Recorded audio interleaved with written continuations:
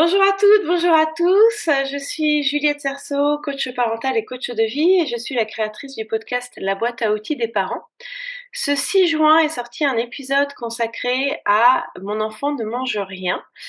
Et dans cet épisode-là, je vous ai dit que je n'étais pas une experte en nutrition. Donc j'ai voulu compléter sur les recommandations de mon invitée Sylvie Montesino. J'ai voulu compléter cet épisode de podcast avec justement des conseils en nutrition avec une experte en nutrition. Alors j'ai invité donc Sylvie Montesino, qui est naturopathe, à venir nous en parler. Bonjour Sylvie et bienvenue dans cette vidéo. Merci beaucoup de ta participation. Est-ce que tu veux bien te présenter en quelques minutes? Oui, merci Juliette de ton invitation. Donc, je suis Sylvie Montesino, naturopathe. Je suis spécialisée dans tout ce qui est problème de poids, tout ce qui est déséquilibre alimentaire. Et aujourd'hui, effectivement, je constate de plus en plus en cabinet que eh bien, les enfants ont des problèmes de poids. Et il faudrait vraiment qu'il y ait une prise de conscience chez les parents pour sensibiliser les jeunes à avoir un mode de vie plus sain. Alors, bien souvent, les parents minimisent le danger d'une mauvaise alimentation, voire de l'obésité chez l'enfant, parce qu'ils se disent, et à juste titre, que, eh bien, ils vont grandir et ils vont s'affiner. Alors, cependant, ils se rendent pas compte que les bonnes habitudes alimentaires, pour être bien ancrées, pour être bien assimilées par l'enfant, s'apprennent dès le plus jeune âge.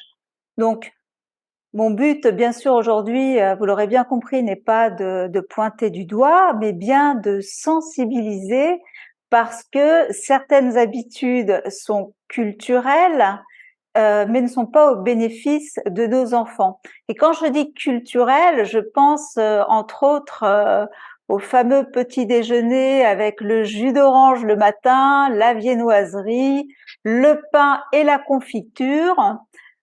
Tout ça, c'est très culturel et c'est très français. Alors, qu'est-ce qui revient le plus souvent dans la malbouffe chez les jeunes, chez les enfants? Alors, eh bien, énormément de grignotage. Mhm. Alors, bien souvent, nos jeunes n'ont pas le temps de enfin, ne mangent pas suffisamment, surtout à table et à la cantine. Et du coup, ils vont grignoter toute la journée. Et cela, ça peut passer par des confiseries, par les gâteaux, par les bonbons, bien sûr, les sodas, les barres chocolatées et les chips aussi pour ceux qui aiment plutôt le salé. Donc chez les plus grands, on constate que 2-3 fois par semaine, eh bien ils vont manger McDo, ils vont au kebab, la pizza, les frites, etc. La deuxième chose qu'on remarque, c'est que nos jeunes bougent de moins en moins et on les retrouve bien souvent dans le canapé devant la télé ou avec leur téléphone portable ou les ordinateurs ou alors aussi devant leurs jeux vidéo. Donc c'est vrai que autrefois les jeunes étaient davantage à l'extérieur. Le corps a besoin de bouger. On est déjà des sous-oxygénés et on se rend compte aujourd'hui que les jeunes restent de plus en plus enfermés dans leur chambre ou à l'intérieur de la maison. Le Oui. troisième, ouais. Excuse-moi, je veux juste rebondir sur les écrans, parce que je fais des conférences sur les écrans, notamment dans des collèges. Et effectivement, une des choses que les parents me font remarquer, c'est que les enfants sont de plus en plus sur les écrans, de moins en moins dehors. Mais enfin, ça s'équilibre quand même à peu près. Disons que c'est des cas extrêmes dans lesquels les enfants ne sont que devant les écrans, quel que soit l'écran. Et la plupart du temps, ils arrivent quand même à trouver un équilibre qui penche, enfin, les parents aimeraient bien qu'ils penchent plus vers des activités où l'enfant bouge, mais c'est quand même pas que ça, quoi. Ça concerne, je pense que ce que tu décris, ça concerne vraiment un petit nombre d'enfants de cas extrêmes, mais quand même, il faut l'avoir en tête que c'est possible, parce qu'il ne faut pas que du coup on se dise bon c'est bon ça va, et en fait que la situation se dégrade vers ce côté-là, c'est le côté où l'enfant reste devant les écrans toute la journée au lieu de bouger. Il faut l'avoir en tête pour l'éviter justement. C'est ça, il faut avoir vraiment une prise de conscience. C'est ça. Voilà. Et alors le troisième, Le troisième point. point, c'est que les enfants ne mastiquent pas assez. Ah oui. Alors, ouais, ils ne prennent pas suffisamment le temps de manger en conscience parce que bien souvent, ils vont faire autre chose en même temps et du coup, ils ont tendance à avaler, à manger rapidement. Or, on sait que la mastication est vraiment importante au niveau ensuite de la digestion. Mm. Et ce qui est préoccupant, c'est que ce type d'alimentation et d'hygiène de vie, en fait, va faire le lit des maladies dites de civilisation, telles que l'obésité, bien sûr, mais aussi le diabète de type 2 et les maladies cardiovasculaires.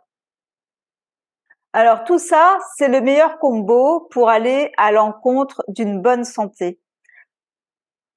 Alors, j'ai remarqué, Sylvie, qu'on parle beaucoup du sucre. On l'accuse de plein de maux pour nos enfants. Est-ce que tu peux nous en parler, s'il te plaît?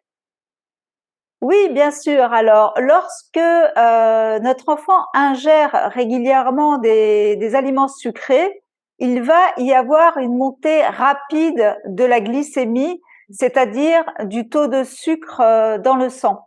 Donc, en réponse à ce pic glycémique, le pancréas va sécréter une hormone, l'insuline, mais de façon excessive, ce qui va entraîner une chute de la glycémie et on va se retrouver alors 3 heures après le repas en hypoglycémie réactionnelle avec tous ces désagréments tels que les troubles de concentration, de la fatigue, une sensation de faim, une irritabilité, des céphalées, une agressivité, des vertiges.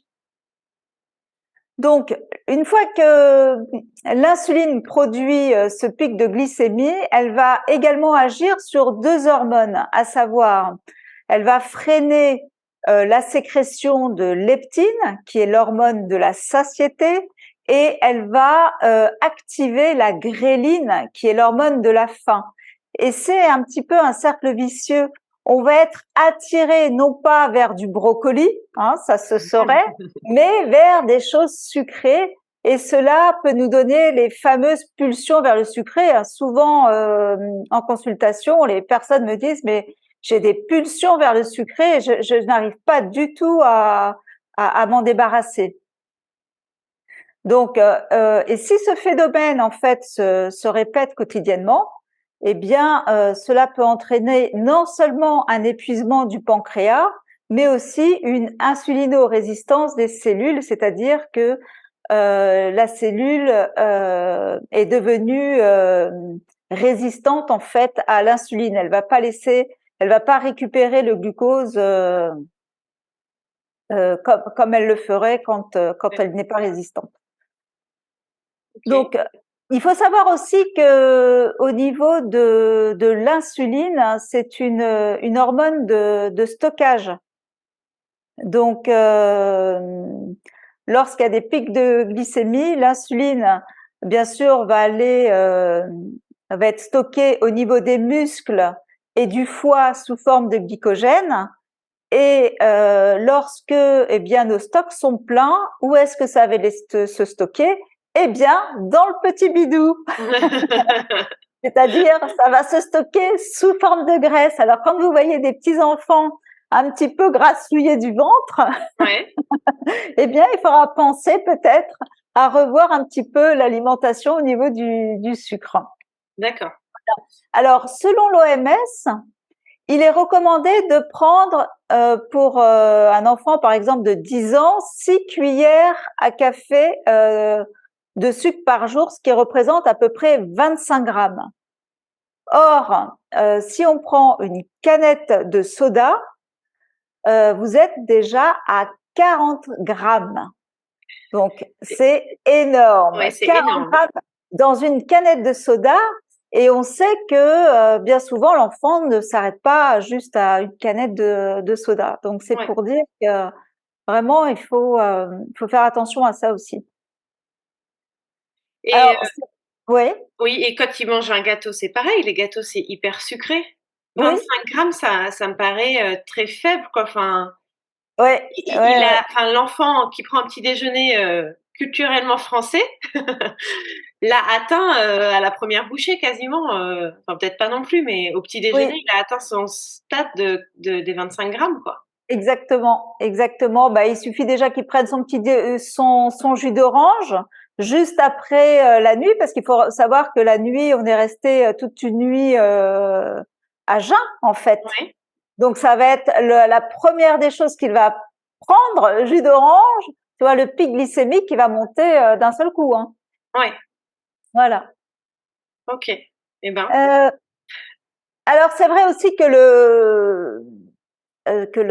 le sucre, c'est le carburant du corps, hmm, des muscles et du cerveau, mais il faut pas prendre n'importe quel sucre et surtout pas en excès. En fait, c'est simplement l'excès qui fait le poison. Il faut pas non plus voilà que les parents prennent peur et se disent non, non, il faut vraiment enlever tout le sucre. Non, non, on a besoin de sucre, mais il faut pas le prendre en excès. ouais. Mais du coup, l'excès est quand même très rapide. L'excès est quand même très rapide. Donc Parce- c'est pour ça qu'il faut faire attention, d'autant plus qu'on trouve du sucre dans tous les produits transformés. Oui, Même dans les saucisses, même dans le jambon, on a du sucre. Donc il ouais. faut vraiment faire attention et sensibiliser aussi à lire les étiquettes lorsqu'on achète un produit. Oui, mais alors des fois il y a marqué sucre, donc ça c'est plutôt évident. Mais des fois il y a marqué glucose, non? Glucose c'est du sucre aussi. Voilà, c'est ça, Oui, d'accord, ok. c'est ça. Et dextrose, C'est pareil. c'est pareil. Donc quand on voit sucre, glucose, dextrose, c'est du sucre et voilà, il faut Voilà. limiter la Donc consommation, quoi. il faut limiter la consommation et prendre en compte qu'il y a D'accord, regarder en tous les cas le taux que le oui, produit contient en sucre. d'accord, Donc c'est pour ça aussi que je demande souvent aux personnes en cabinet de faire une liste. Il faut vraiment qu'il y ait une prise de conscience en fait à ce niveau-là et c'est pour cette raison que je demande aux personnes de noter vraiment tout ce qu'elles mangent et de mettre à côté tous les symptômes qu'elles peuvent avoir parce qu'on ne fait pas forcément le lien hmm. en fait. Entre l'alimentation qui nous provoque des maux et les Voilà, maux qui sont provoqués, c'est c'est ça, d'accord, c'est ok, ça. Bien souvent, on ne fait pas le lien et on se dit bah tiens, je me sens tout le temps fatiguée ou tiens, je suis toujours surexcitée, enfin énervée, etc. Ça peut venir d'où on fait pas le lien avec l'alimentation et pourtant il d'accord, peut y avoir un lien. d'accord, ok. Alors, bien entendu, il ne s'agit pas de mettre toutes les colères des enfants sur le dos du sucre. Oui, parce Il que le faut sucre peut les exciter et provoquer des colères, c'est ça? c'est ça, c'est ça. D'accord. Il faut faire vraiment preuve de discernement, mais il faut avoir tout de même cette prise de conscience. Oui, parce que les colères sont dues à plein d'autres choses dont je parle notamment dans mes podcasts et dont je parle aussi en accompagnement individuel.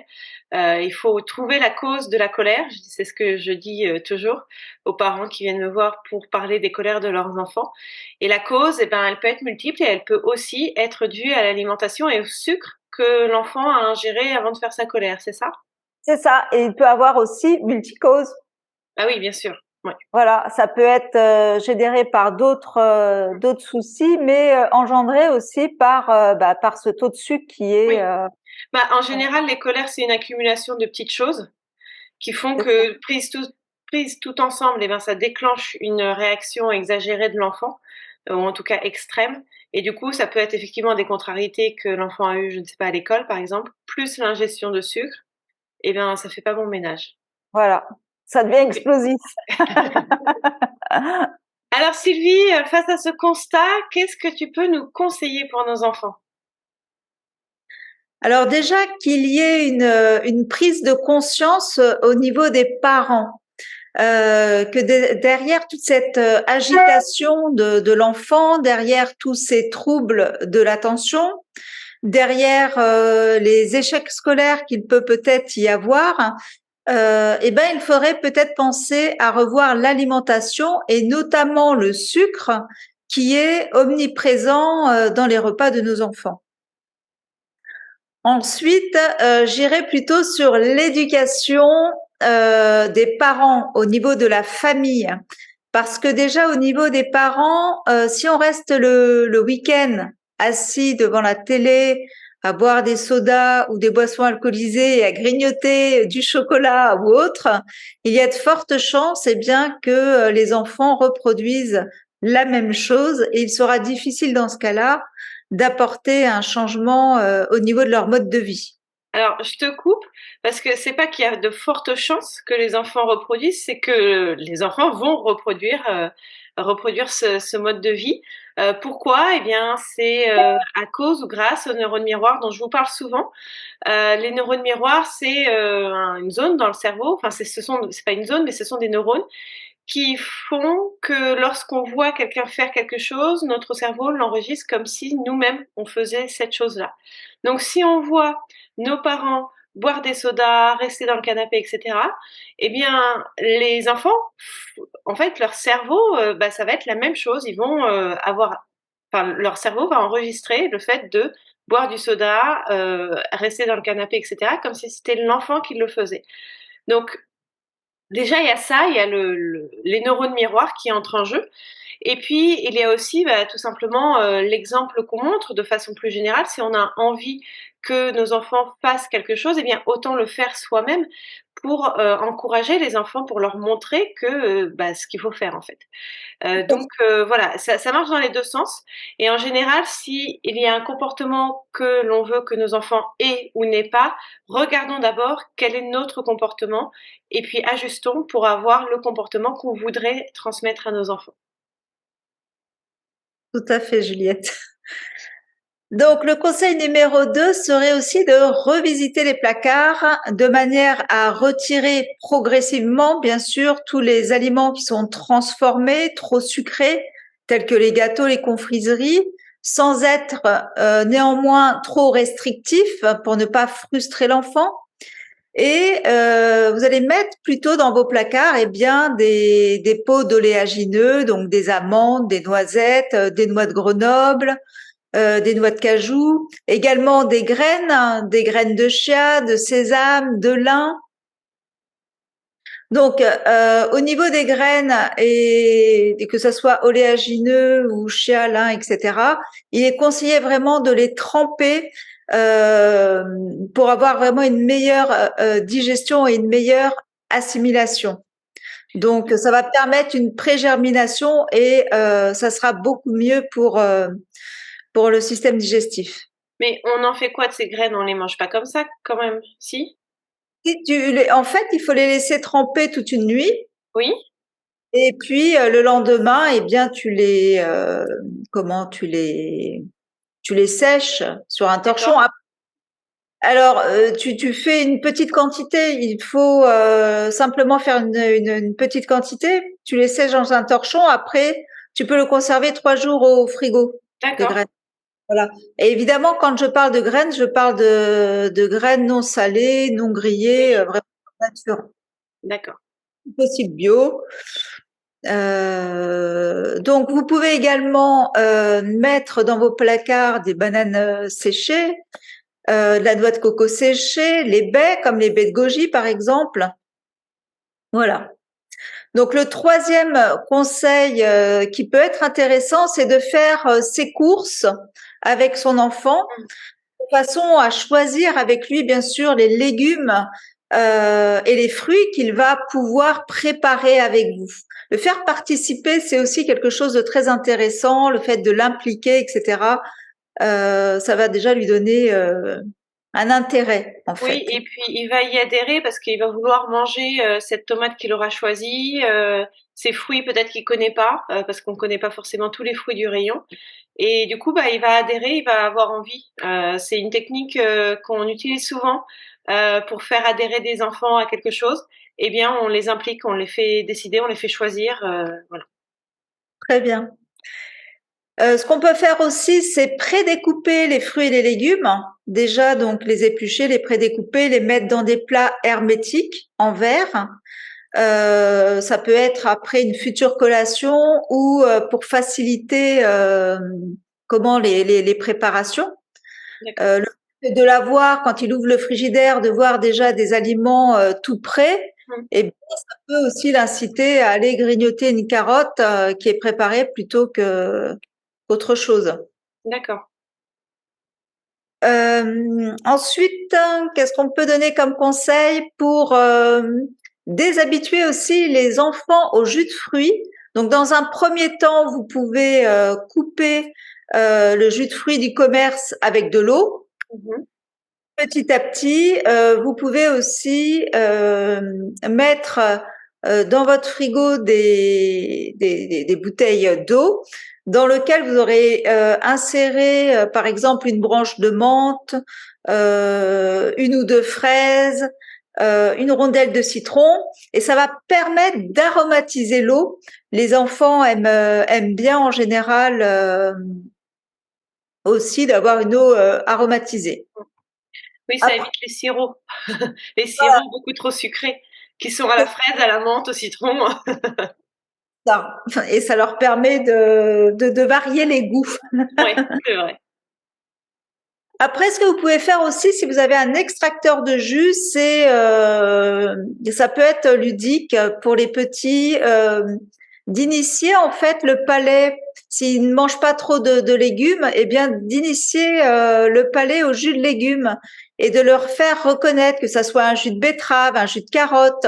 Il faut qu'il essaye de deviner. Donc ça va l'obliger finalement à goûter. Donc on bande les yeux ou alors on cache en fait les verres et puis on lui fait goûter à l'aide d'une paille et ça va lui permettre de retrouver différentes saveurs. Ça peut être le concombre par rapport voilà au jus de carotte qui est beaucoup plus sucré, au jus de betterave aussi qui est beaucoup plus sucré, peut-être un petit peu de jus de céleri. D'accord. Donc lui est beaucoup plus fort. Donc, Donc ça, concombre, céleri, betterave, carotte. voilà, Ouais, ça, OK. ça peut être intéressant. D'accord, très bien.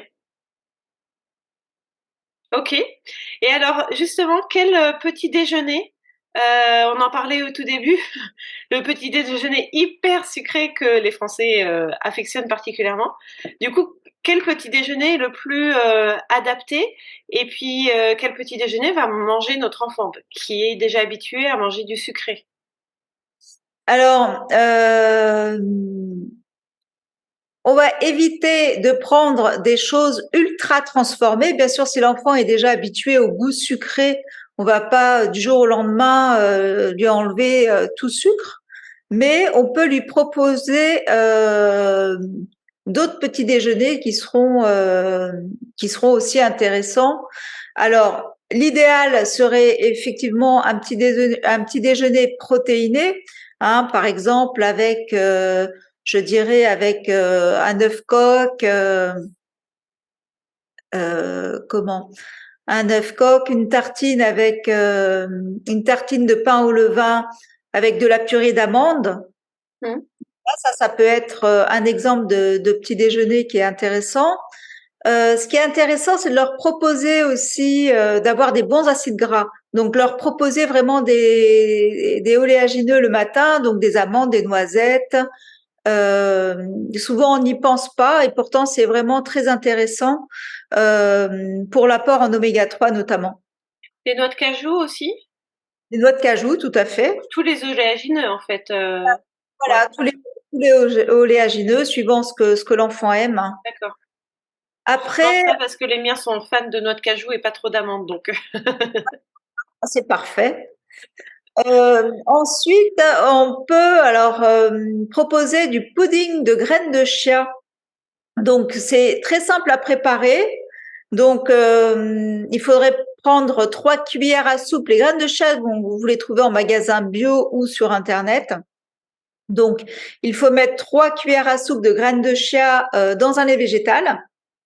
on remue bien, on rajoute une cuillère de sucre de coco et puis on mélange encore, on met au frais et le lendemain matin, donc on laisse toute la nuit, hein, ça va gonfler, les graines de chia vont gonfler et le lendemain matin, vous pouvez rajouter dessus soit comment des, des morceaux de noix, des morceaux d'amande, du cassis, de la myrtille, de la goji ou du cranberry.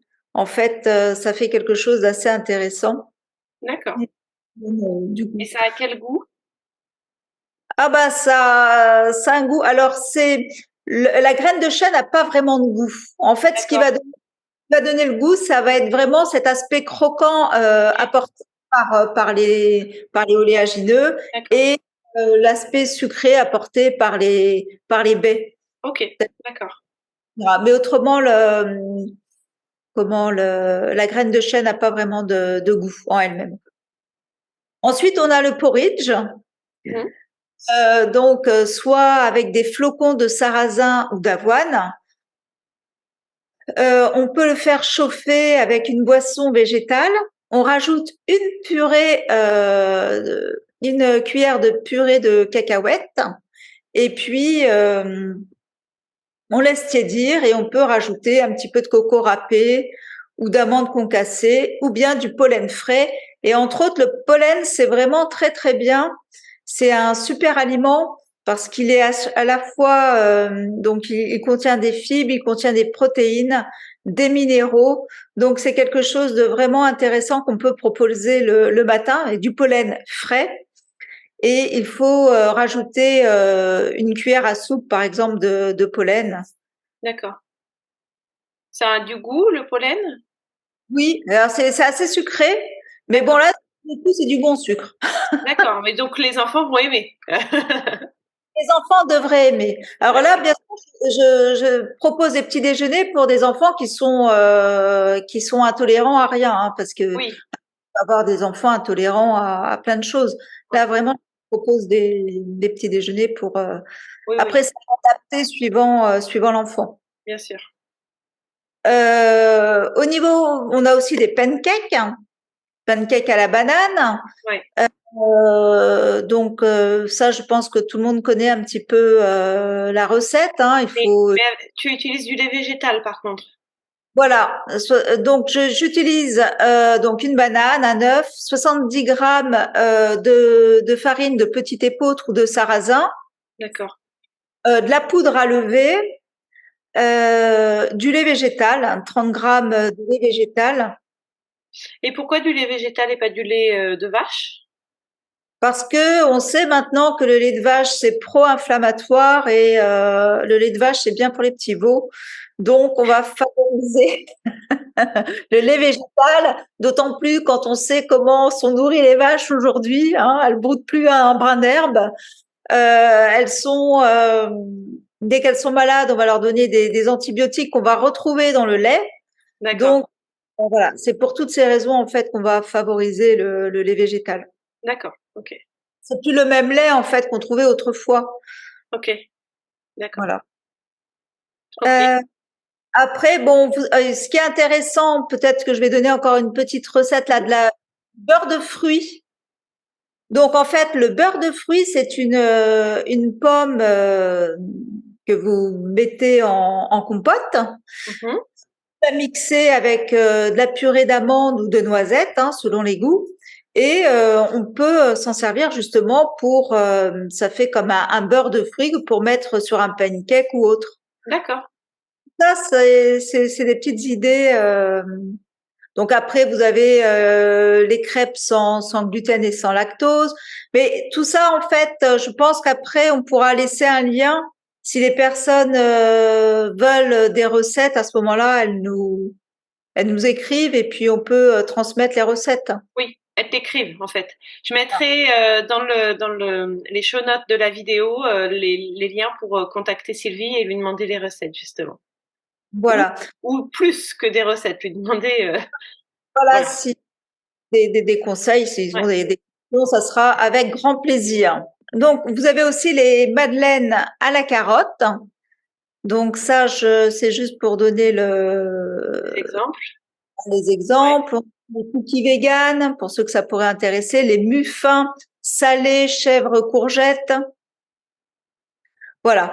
En fait, en conclusion, le fait de passer à l'action pour toute la famille, en fait, le fait que tout le monde passe à l'action va permettre vraiment à l'enfant de se rendre compte qu'il est beaucoup mieux, qu'il a moins de coups de barre, moins de fringales.